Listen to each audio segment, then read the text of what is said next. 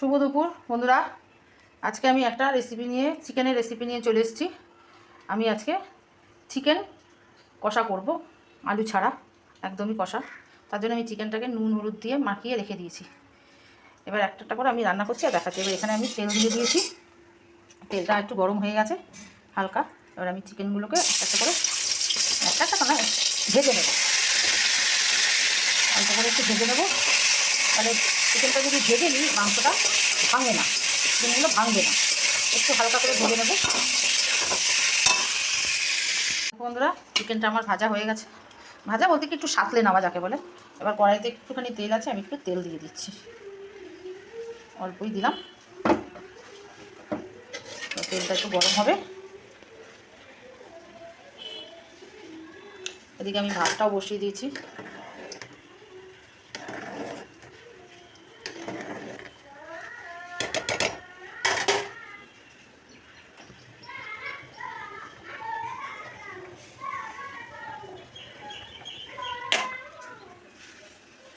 এর মধ্যে আমি তেজপাতা দিয়ে দিলাম আর পেঁয়াজ কুচানো দিয়ে দিচ্ছি।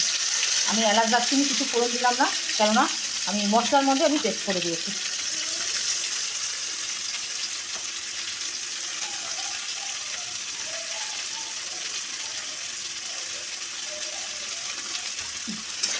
এবার পেঁয়াজটা আমি একটু ভাজা ভাজা করবো, বেশ ভালো করে একটু পেঁয়াজটা ভাজবো।